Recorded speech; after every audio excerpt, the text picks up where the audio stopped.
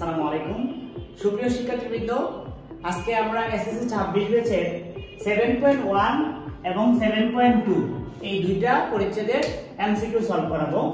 আমাদের আগের ভিডিওতে আমরা 7.1 এর এমসিকিউ সলভ করিয়েছিলাম। এবারের ক্লাসে আমাদের 7.1 এবং 7.2 দুইটা এমসিকিউ আমরা সলভ করে দিব এবং এখানে বিগত বছরের বোর্ড সহ যতগুলো স্কুল আছে বিভিন্ন বড় বড় স্কুলের প্রশ্নগুলো আমরা সলভ করে দিব।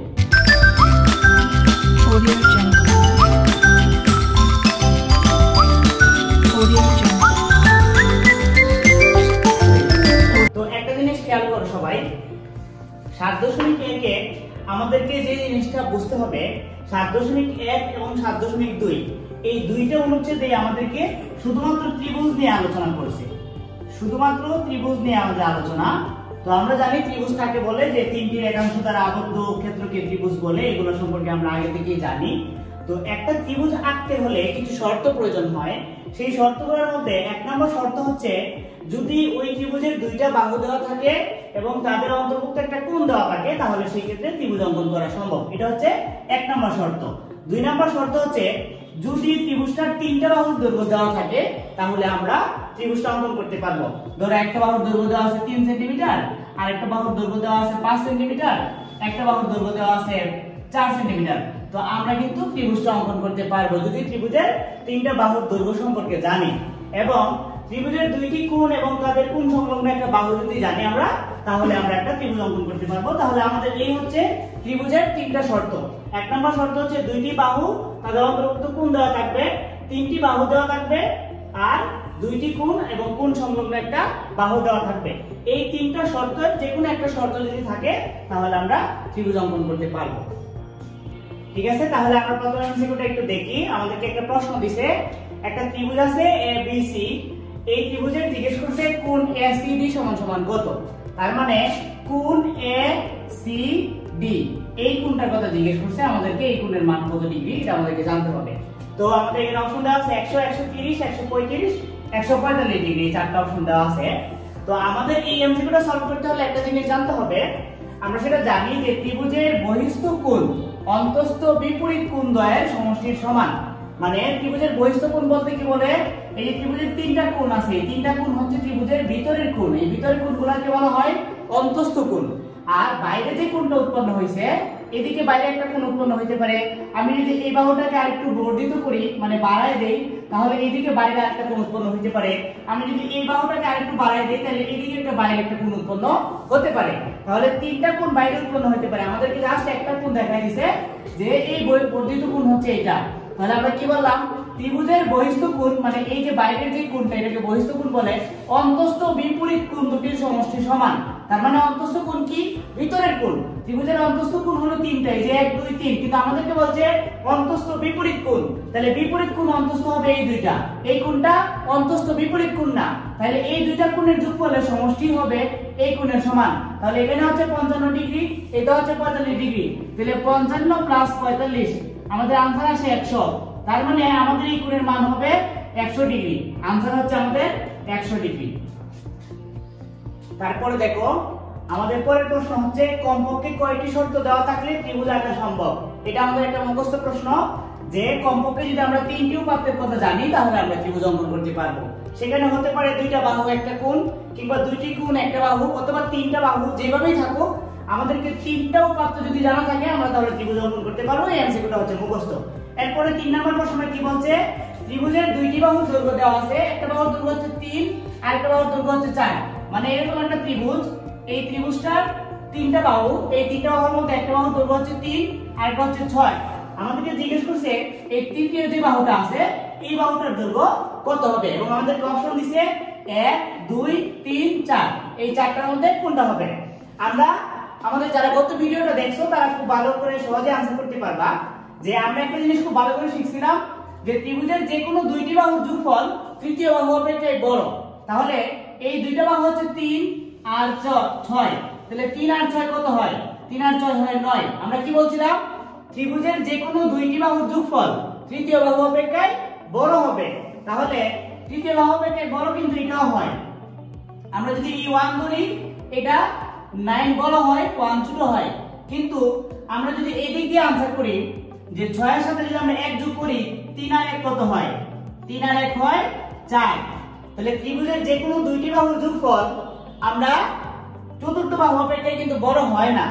আমরা যদি আরো একেবারে বিস্তারিত ভেঙে বলি, আমাদের ত্রিভুজের যে কোনো দুইটি বাহুর যোগফল তৃতীয় বাহু অপেক্ষা বড় হতে হবে। আমরা যদি প্রথম এই 1 কে অপশন হিসেবে ধরি যে তৃতীয় বাহুর মান 1, তাহলে কি আমরা 3 আর 1 যোগ করলে 3 আর 1 যোগ করলে হয় 4। তাহলে ত্রিভুজের যে কোনো দুইটি বাহুর যোগফল তৃতীয় বাহু অপেক্ষা কি বড় হইছে? হয় না, কিন্তু 6 কিন্তু বড়। তার মানে এই 1 মিলে হচ্ছে না। আমরা যদি এই তৃতীয় বাহুটাকে 2 হিসেবে নেই তাহলে দেখি কি হয়?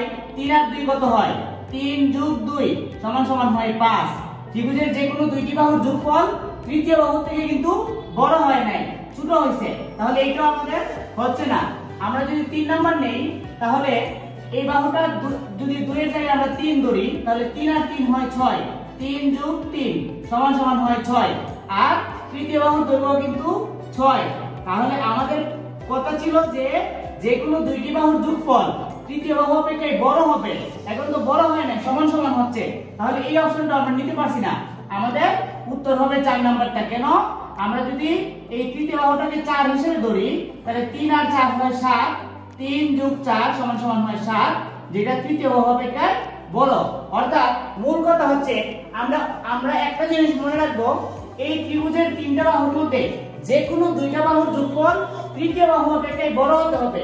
যদি ছোট হয় অথবা সমান হয় সেই ক্ষেত্রে আমরা ত্রিভুজ অঙ্কন করতে পারবো না। আমাদের 2 নাম্বারটার উত্তর হচ্ছে 4। আচ্ছা ঠিক আছে, তাহলে এরপরেরটায় আসো, 4 নম্বরে আসো। 4 নম্বরে বলছে নিচের কোন ক্ষেত্রে সমকোণী ত্রিভুজ অঙ্কন করা সম্ভব? আমাদের আগের যে প্রশ্নটা ছিল সেটা শুধু ত্রিভুজের কথা বলছে, আর এখন বলছে সমকোণী ত্রিভুজ। এখন সমকোণী ত্রিভুজের জন্য আমরা একটা উপপাদ্যের কথা আগে বলছিলাম যে অতিভুজ স্কয়ার সমান সমান লম্ব স্কয়ার প্লাস ভূমি স্কয়ার। এই শর্তটা মানবে যারা তাদেরকে দিয়ে সমকোণী ত্রিভুজ অঙ্কন করা সম্ভব। এখন আমরা যদি অতিভুজ হিসেবে নেই, আমাদের এই প্রথম অপশনটার কথাই বলি। এই 3টা বাহুর দৈর্ঘ্য দেওয়া আছে, যে সবথেকে বড় থাকবে তাকে অতিভুজ হিসেবে নিব। সবথেকে বড় আছে 8, তাহলে অতিভুজের মান ধরলাম আমরা। আর 4 আর 3 এর মধ্যে তোমার ইচ্ছা মতো করে তুমি লম্ব আর ভূমি ধরতে পারবা। তুমি 4 কে লম্ব ধরতে পারো, 3 কে ভূমি ধরতে পারো, অথবা 3 কে লম্ব ধরতে পারো, 4 কে ভূমি ধরতে পারো, এটা নিয়ে কোনো সমস্যা নাই। তাহলে লম্ব ধরলাম আমরা 4 কে, তাহলে লম্ব স্কয়ার মানে 4 স্কয়ার, আর ভূমি ধরলাম 3 কে, তাহলে 3 স্কয়ার। তাহলে 8 আর 64 এবং 4 4 16 প্লাস 3 3 9, তাহলে 16 আর 9 হয় কত? 16 আর 9 হয় 25। এই যে সমান চিহ্নের ডান পাশ এবং বাম পাশ কিন্তু সমান সমান হয় নাই। 25 আর 64 যেহেতু সমান হয় নাই, তার মানে এটা দিয়ে সমকোণী ত্রিভুজ অঙ্কন করা সম্ভব না। যেটা ডান পাশ সমান চিহ্নের ডান পাশ এবং বাম পাশ দিয়ে, ডান পাশ এবং বাম পাশ উভয় পক্ষেই আমাদেরকে সমান মান আসবে, সেটা দিয়ে সমকোণী ত্রিভুজ অঙ্কন করা সম্ভব। ঠিক আছে, আমরা তাহলে আরো কয়েকটা অপশন চেক করে দেখি। আমরা যদি এর পরের অপশনটাতে চলে যাই, যে খ নম্বরে যদি যাই, তাহলে অতিভুজ, এই যে অতিভুজ স্কয়ার সমান সমান লম্ব স্কয়ার প্লাস ভূমি স্কয়ার।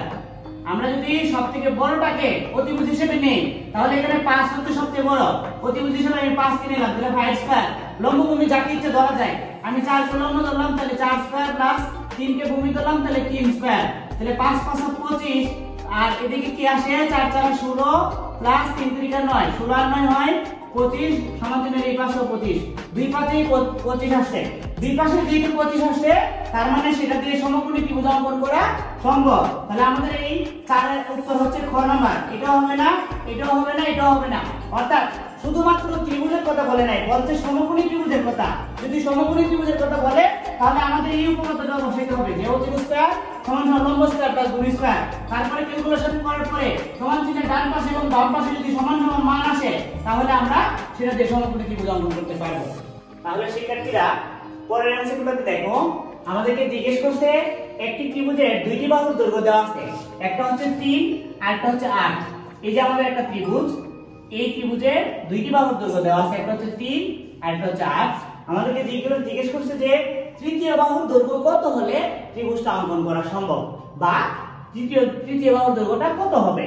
তাহলে আমরা কিন্তু একটু আগেও শিখছি যে একটা ত্রিভুজের যে কোনো দুইটা বাহুর যোগফল তৃতীয় বাহু অপেক্ষায় বড় হবে। তাহলে আমরা একটা একটা করে অপশন মিলাই দেখি, আমাদের 1 মিনিটের ভিতরে এই আনসারটা করতে হবে।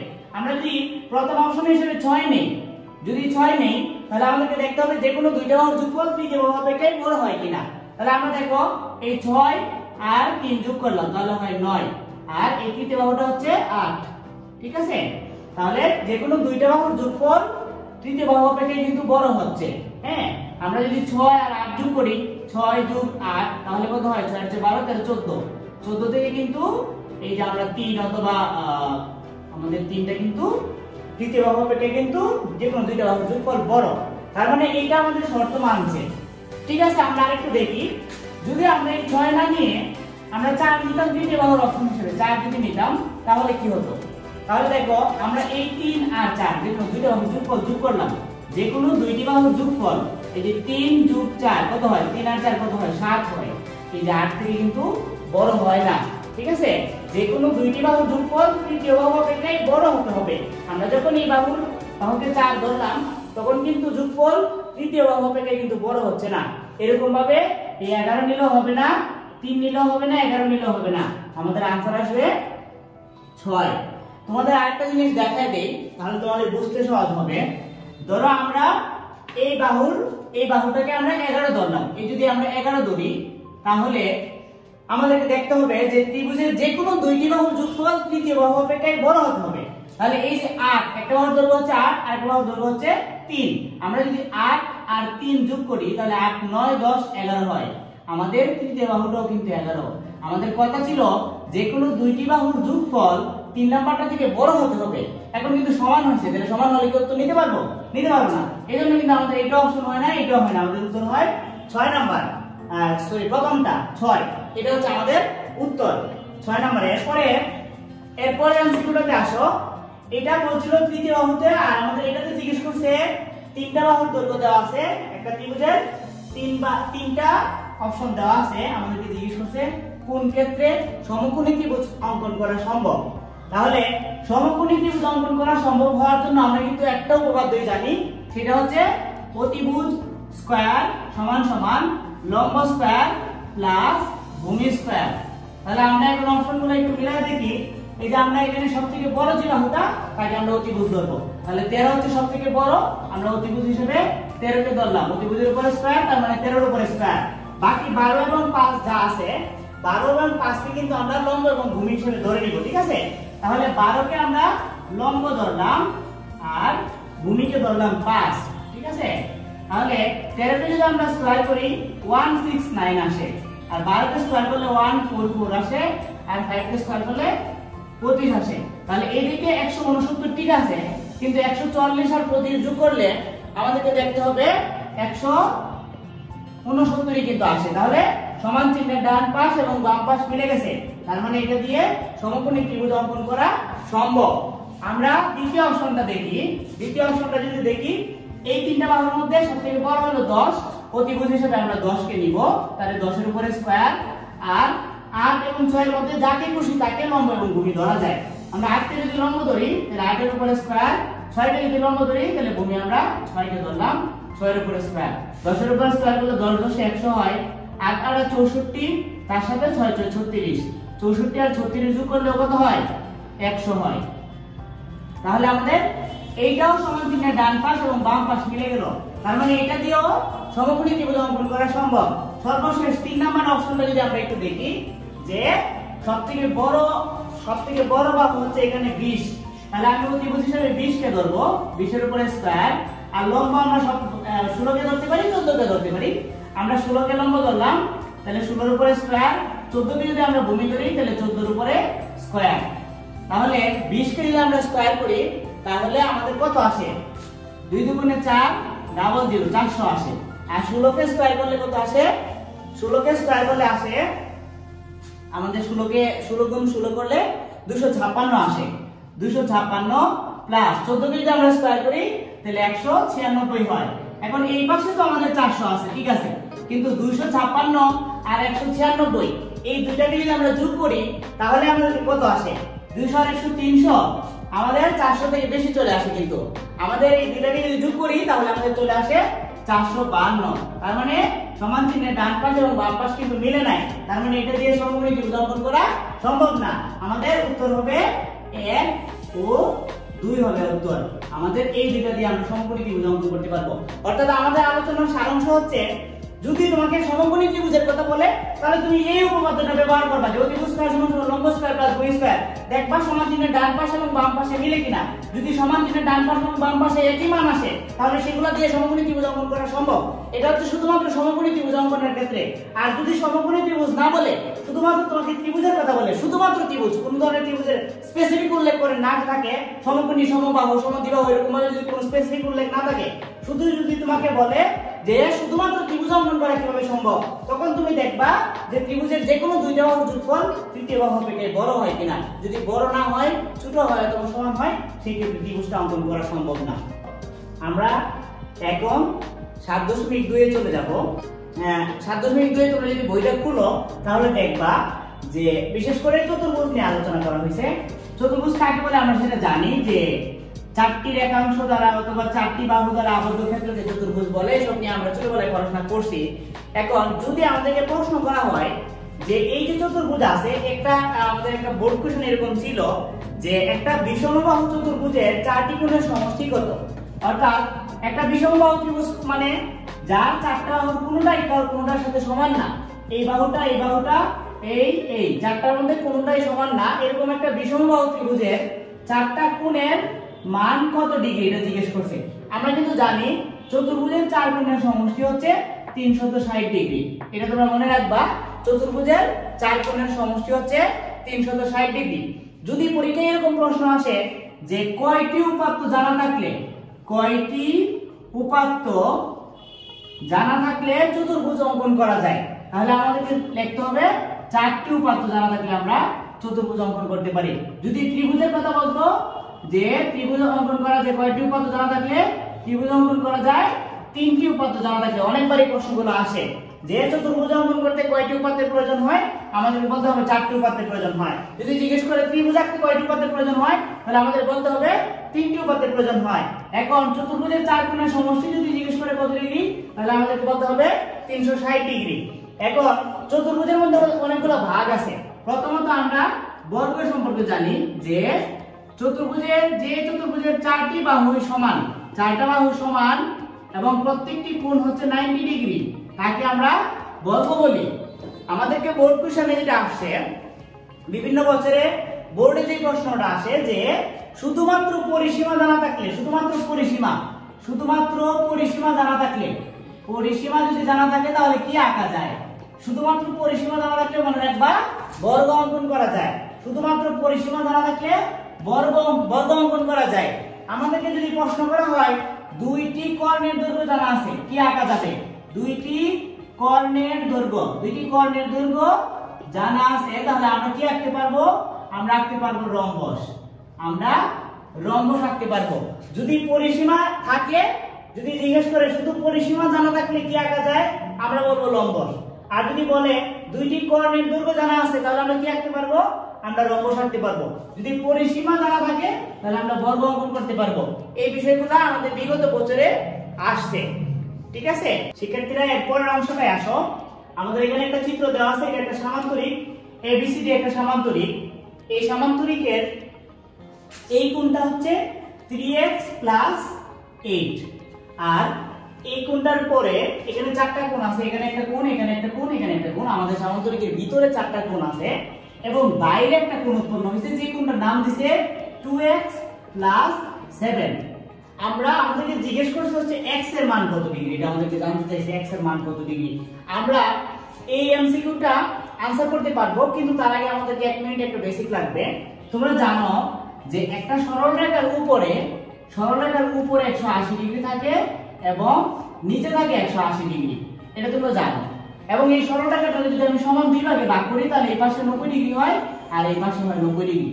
তাইলে আমাদেরকে যে জিনিসটা মনে রাখতে হবে যে সরলরেখার উপরে থাকে 180 ডিগ্রি। এখন সামান্তরিকের ক্ষেত্রে সামান্তরিকের এই কোণটা যদি 3x + 8 ডিগ্রি হয়, তার মানে এটার বিপরীত যে কোণটা আছে এই কোণটাও হচ্ছে 3x + 8 ডিগ্রি। একটা জিনিস যদি ভালো করে খেয়াল করো তাহলে এই জায়গা থেকে এই পুরোটা সার্কেল যদি তুমি অর্ধবৃত্তটা যদি তুমি ঘোরাও এটা একটা অর্ধেকটা বৃত্ত হয়।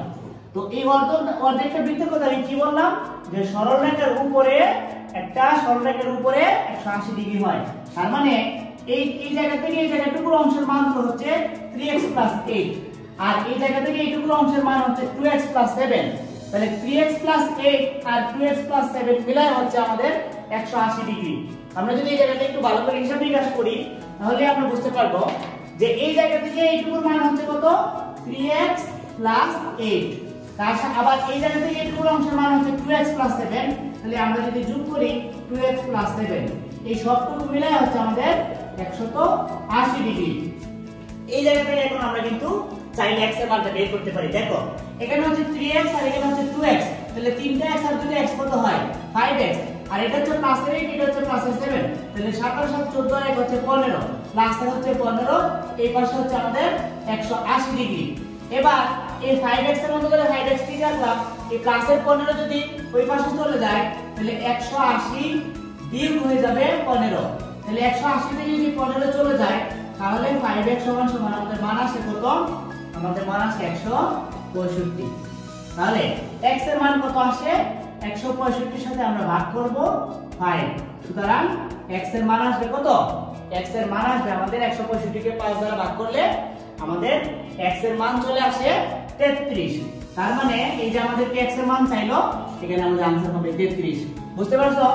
এবার পরের অংশে আসো, সামান্তরিকের বৃহত্তর কোণের মান কত ডিগ্রি। এখানে দুইটা কোণ দেওয়া ছিল, একটা কোণের নাম ছিল আমাদের একটা কোণের এখানে নাম ছিল 3x + 8 আর একটা কোণের নাম ছিল 2x + 7। তোমরা বলো কোনটা বড়, এটা আমরা দেখতে পাচ্ছি যে বড়।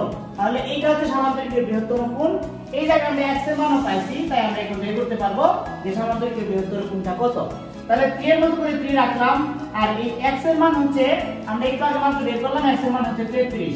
তাহলে আমি 3 কে 33 দ্বারা গুণ করব, তার সাথে যোগ করব 8, 3 3 = 9, 3 3 = 9, 99 প্লাস 8, 99 আর 8 9 160।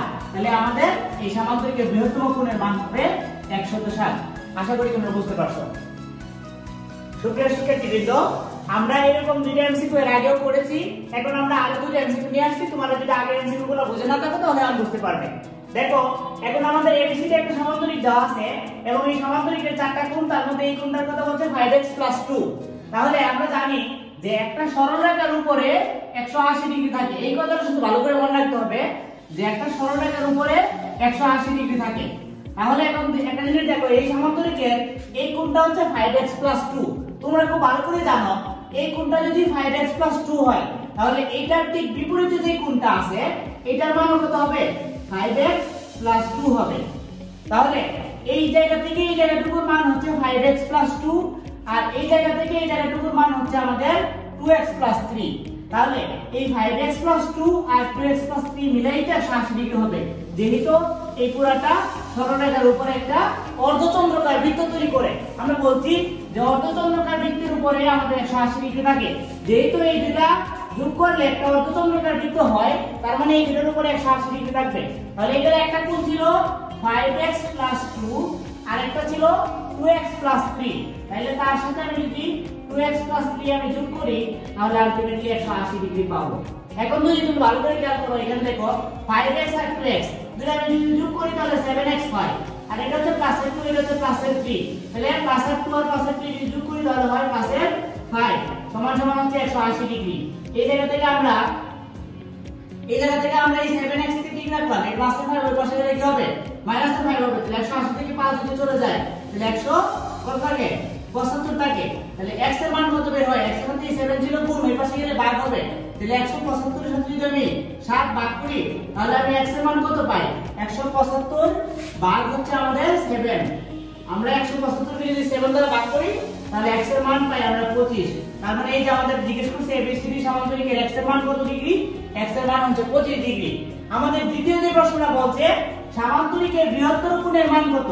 এখানে দুইটা কোণই দেওয়া ছিল, একটা কোণ ছিল 5x + 2 আর একটা কোণ ছিল 2x + 3, 2x + 3। তাহলে 2x + 3 টা বড় নাকি 5x + 2 বড়? তুমি চাইলেই দেখতে পারো, কারণ তুমি x এর মান কিন্তু জানো। x এর মান কত পাইছো? x এর মান পাইছো 25। তাহলে 5 * এই যে x এর মান 25 তুমি বসাও, তার সাথে তুমি 2 যোগ করো, 25 আর 5 যদি তুমি গুণ করো, 5 25 এ 125, তার সাথে তুমি আরো যোগ করবা 2, তখন কত হবে? 127। আবার যদি এই কোণটার মধ্যে x এর মান তুমি বসাও, তাহলে 2 * x এর মান কত পাইছো? x এর মান পাইছো 25। তাহলে 25 + 3, 25 দুগুণে কত হয়? 50 + 3, তার মানে 53। বলো তোমরা 53 বলো না 127 বলো? অবশ্যই 127 বলো। যেটা 127 বলো, তাহলে সামান্তরিকের বৃহত্তম কোণটির মান হচ্ছে 127 ডিগ্রি। আশা করি বুঝতে পারছো। সুপ্রিয় শিক্ষার্থীবৃন্দ, আমরা একেবারে ক্লাসের শেষ পর্যায়ে চলে আসছি। আমরা এখন আমাদের এইখানে আরো 3-4টা এমসিকিউ আছে, আমরা এগুলো সলভ করে চলো। আমরা এর আগেও এরকম টাইপের এমসিকিউ সলভ করাইছি। তোমরা যারা খুব মনোযোগ দিয়ে ক্লাসটা দেখছো তারা বলতে পারবে এখন আনসারগুলো। যারা বোঝো না তাদের জন্য আরো 1-2টা এমসিকিউ নিয়ে আসছি, যেন তারা সহজে বুঝতে পারো। এবার আমাদের যে এমসিকিউটা আছে সেটাতে পি আর কিউ এস চারটা আমাদের একটা সামান্তরিক দেওয়া আছে। আমাদেরকে জিজ্ঞেস করছে যে এই সামান্তরিকের x এর মান কত ডিগ্রি। তো আমাদের দেখো এই যে 5x + 2 এটা একটা কোণের মান দেওয়া আছে, আর একটা কোণের মান দেওয়া আছে 2x + 3। আমরা খুব ভালো করে জানি এই কোণটা যদি 5x + 2 হয়, তাহলে ঠিক তার বিপরীত কোণ যেটা থাকবে সেটাও 5x + 2 থাকবে। এবং আমরা তোমাদের বোঝার জন্য আগে বলে দিয়েছিলাম যে একটা সরলরেখার উপরে যে অর্ধবৃত্ত যে কোণটা থাকে তার উপরে এটার মান থাকে হচ্ছে 180 ডিগ্রি। তাহলে তোমরা একটা জিনিস খেয়াল করো, এই 5x + 2টা হচ্ছে এতটুকু, এইটুকু কোণের মান হচ্ছে আমাদের 5x + 2, আর বাকি যে এইটুকু অংশ আছে এইটুকুর অংশের মান হচ্ছে আমাদের 2x + 3।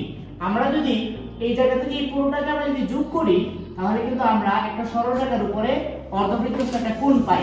তার মানে এই সরলরেখার উপর অর্ধবৃত্তস্থ কোণটার মান 180 ডিগ্রি। তাহলে আমরা বলতে পারি যে 5x + 2 তার সাথে এই যে 2x + 3 এটা যদি আমরা যোগ করি, তাহলে আমরা আসলে আলটিমেটলি 180 ডিগ্রি পাবো। তাহলে এই জায়গা থেকে আমরা x এর মানটা বের করতে পারি।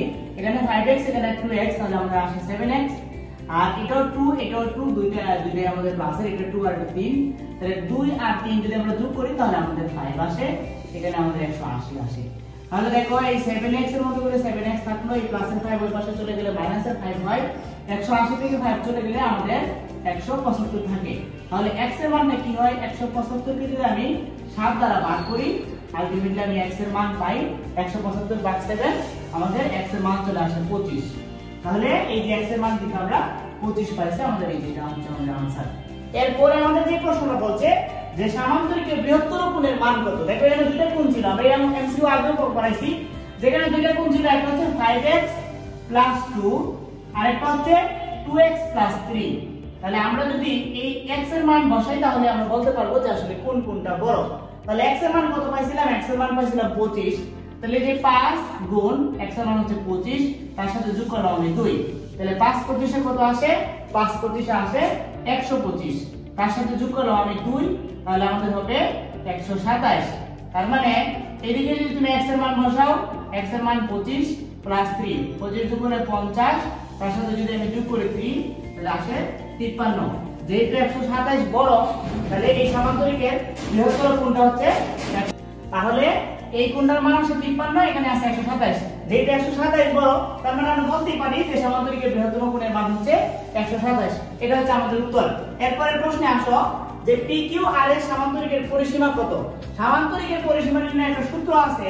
দেখো এই বাহুটা যদি 6 সেমি হয়, তার মানে এই বাহুটাও 6, এখানে যেহেতু 7 আছে, তার মানে এই বাহুটাও 7। তো সামান্তরিকের পরিসীমা নির্ণয়ের সূত্র হচ্ছে 2 আমাদের এই বাহু দুটোরে যোগ করে দিতে হবে, অর্থাৎ 7 + 6, তাহলে আমরা সামান্তরিকের পরিসীমা পাবো।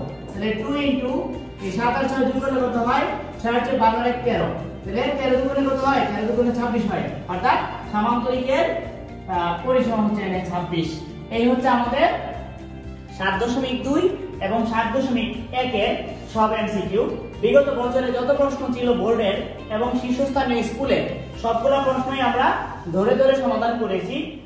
যেগুলো থিওরিক্যাল এমসিকিউ এগুলো আমরা পড়াইনি, শুধুমাত্র ক্যালকুলেশন যেগুলো করতে হবে ম্যাথমেটিক্যাল এগুলো নিয়ে আসছি। তোমরা ম্যাথগুলো যদি বুঝো তাহলে এরকম নিয়মের প্রশ্ন আসলে তোমরা দিতে পারবে। এবং আমার মনে হয় যে আমরা যেরকম ভাবে ব্যাখ্যা সহকারে পড়িয়েছি এর বাইরে থেকে প্রশ্ন আসবে না। যদি প্রশ্ন আসে সেটা ক্ষেত্রে হয়তো বা মান চেঞ্জ করে আসতে পারে। তুমি যদি অঙ্কটা ভালো করে বুঝো, ক্যালকুলেশনটা যদি ভালো করে বুঝো, তাহলে তোমাকে পরীক্ষায় যেভাবেই ঘুরাই পেঁচাই দেখ তুমি কিন্তু আনসার করতে পারার কথা। এভাবে আমরা প্রতিটা অধ্যায়েরই আমরা এমসিকিউ সলভ করে ক্লাসে, এবং এই ক্লাসগুলা আমরা এসএসসি 26 এর জন্য আমাদের একটা বিশাল পরিকল্পনা আছে। তোমরা আমাদের চ্যানেলের উপরে খুব ভালো করে নজর রাখবা এবং তোমরা সবাই ক্লাসগুলো দেখবা। দেখার পরে তোমরা আমাদেরকে অবশ্যই কমেন্ট করে জানাতে ভুলবা না যে তোমাদের ক্লাসগুলো আসলে কেমন লাগতেছে। এবং আমরা এইভাবে ধরে ধরে প্রতিটা অধ্যায়ের এমসিকিউ, সিকিউ এবং শর্ট কোশ্চেন আমরা আনসার করে সলভ করে দেখাবো। তোমরা সবাই আমাদের সাথে থাকবে, ভালো থাকবে, সুস্থ থাকবে। আসসালামু আলাইকুম।